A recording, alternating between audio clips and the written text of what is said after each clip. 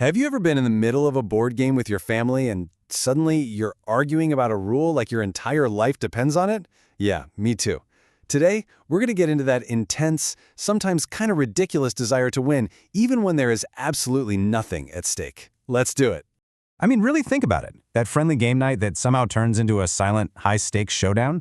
Or that super casual game of cards with friends where, out of nowhere, you are laser-focused on crushing them. There's no cash prize, no gold medal, just, bragging rights. So why does it feel so important?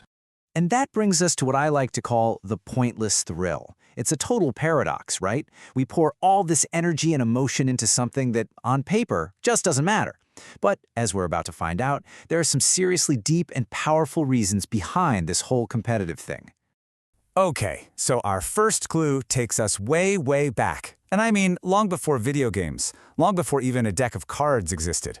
We've got to go back to the savannah to dig up the ancient roots of why we act this way today. So here's the big idea. We're basically running on some really old hardware. You see, for our ancestors, competition wasn't a game at all. It was a daily fight for survival. Every single contest, whether it was hunting for food, finding shelter, or figuring out your place in the group, it all had life-or-death stakes. So that instinct to win, it's not just some weird quirk, it's pretty much hardwired into our DNA. And you can see exactly how those ancient needs translate to our modern games. That primal drive for survival? Well, now it's about winning a trophy. The desperate hunt for food and resources, today, that's just our obsession with racking up points. And the struggle for social status? Oh yeah, that has turned directly into the quest for ultimate bragging rights.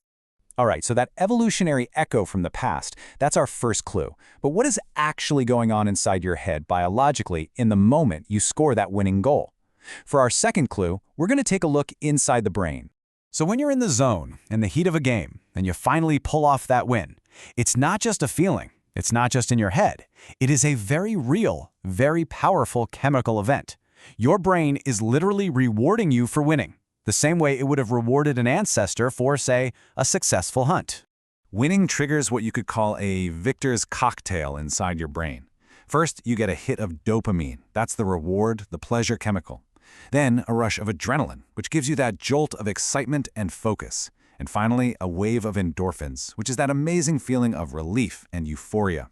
Your brain is basically throwing a party for you and telling you, yes, do that again.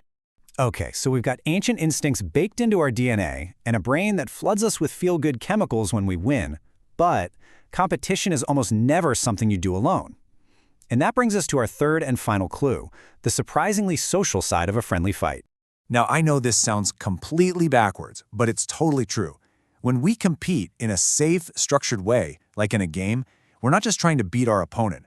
We're actually participating in a shared experience. We're testing each other's skills, we're pushing each other to be better, and at the end of the day, we're building a bond through that shared struggle.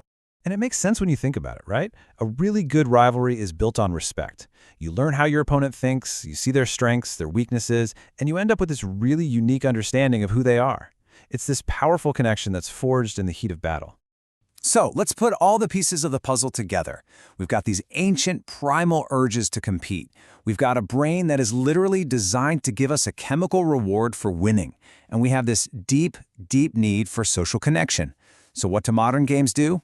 Well, they tie all of it together in one perfect package. And that is the absolute magic of it. A board game, a sport, a video game, it doesn't matter what it is. They are all safe, structured arenas where we can let these powerful, ancient instincts out to play without anybody actually getting hurt. We get the thrill of the hunt, that chemical rush of victory, and the social bond of a shared struggle, all in a totally controlled environment. So what keeps us coming back for more? Well, it's this incredibly powerful psychological cycle called the competence loop. First, you attempt a challenge. Then, you get a little bit better at a skill. Next, you feel that amazing sense of mastery. And what does that do? It makes you want to find an even bigger challenge. It's basically the recipe for addictive fun. So it turns out the pointless thrill isn't so pointless after all. It's an echo of our survival instincts, a chemical party in our brain, and a pretty amazing way to connect with other people. But that leaves us with one last big question to chew on. If competition is so deeply wired into our very being, what does that make cooperation? Something to think about.